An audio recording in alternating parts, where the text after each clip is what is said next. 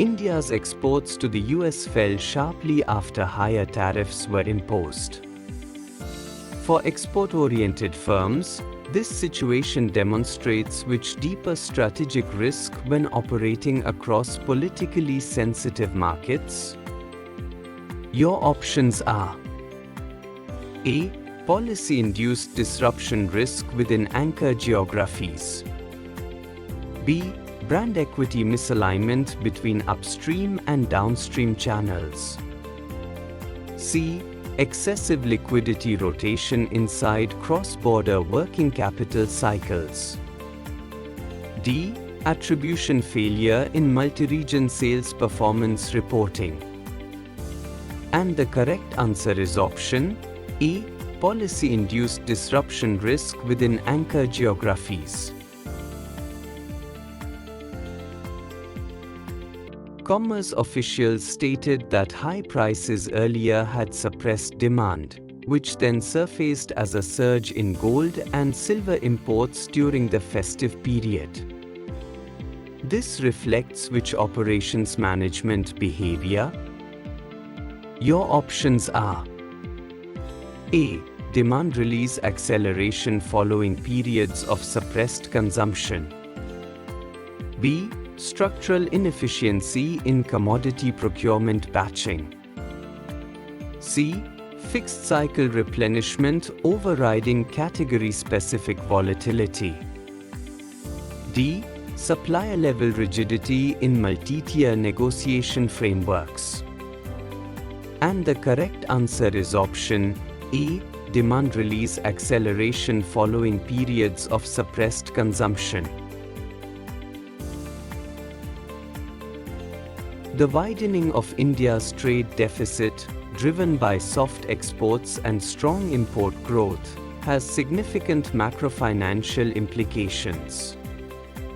Which concept best explains the impact of such a deficit on economic stability? Your options are: A. Expansion of fiscal headroom arising from import price differentials. B. Negative contribution of net trade to overall macro stability. C. Automatic neutralization of external shocks through cyclical parity. D. Upward moderation of commodity basket elasticity. And the correct answer is option B. Negative contribution of net trade to overall macro stability. Exports to several key markets, UAE, UK, Germany, Bangladesh, Netherlands, declined, while shipments to China increased. From a global marketing perspective, what does this divergence reveal? Your options are: A. Over-indexed SKU uniformity across export channels. B. Excessive harmonization of promotional design across product clusters. C. Persistent misclassification of transactional territories. D. Uneven resilience across country portfolios under global demand shocks. And the correct answer is option D. Uneven resilience across country portfolios under global demand shocks. The government's 6-year, 25,000 rupees crore export promotion mission reflects a long-horizon policy approach. Which principle of industrial strategy is most consistent with this initiative? Your options are: A. Capability deepening through sustained institutional interventions. B. Counter-cyclical imposition of restrictive trade bans. C. Reduction of compliance structures to zero regulation baselines. D. Equalization of price transmission across unrelated commodity lines. And the correct answer is option A. Capability deepening through sustained institutional interventions. The sudden rise in gold and silver imports during the festival period demonstrates the need for firms handling import-driven categories to emphasize which supply chain discipline? Your options are: A. Inventory flattening across all product categories regardless of season.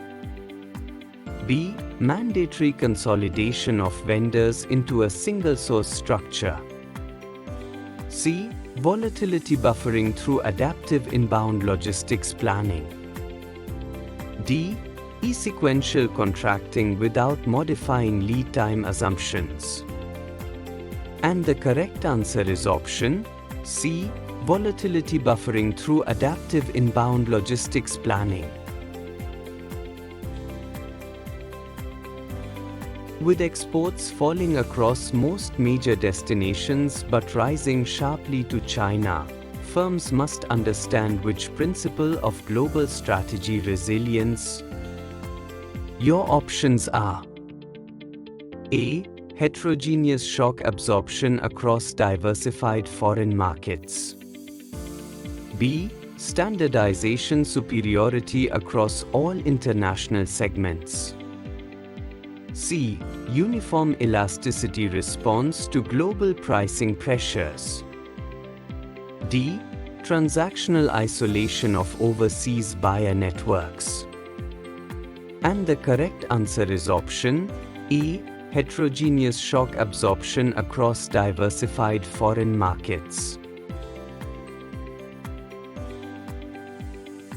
Commerce officials publicly explained the drivers behind the record trade deficit. This reflects which governance-related communication principle? Your options are: A. Strategic withholding of demand-side data to avoid market reactions. B. Transparent disclosure of macroeconomic pressures affecting national trade performance. C. Deferment of public communication until external conditions stabilize. D. Circular transmission of confidential trade information only among agencies. And the correct answer is option B. Transparent disclosure of macroeconomic pressures affecting national trade performance. If export-oriented firms face prolonged demand weakness across many countries, which HR capability becomes most critical for maintaining operational continuity? Your options are: A. Workforce agility through cross-skilling and redeployment models. B. Fixed headcount maintenance irrespective of demand cycles. C.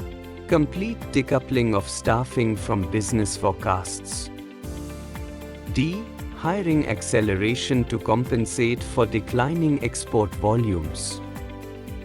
And the correct answer is option A. Workforce agility through cross-skilling and redeployment models. Exports grew only marginally while imports rose significantly over April-October, increasing the cumulative trade deficit. From a managerial finance viewpoint, which reporting discipline best explains how management should interpret such multi-period movements? Your options are: A. Contextual trend analysis that links numeric shifts to underlying structural drivers. B. Exclusion of external data to maintain reporting uniformity. C. Replacing period-wise comparisons with purely sentiment-led commentary. D. Treating all macro variables as constant to avoid interpretive variance. And the correct answer is option A. Contextual trend analysis that links numeric shifts to underlying structural drivers.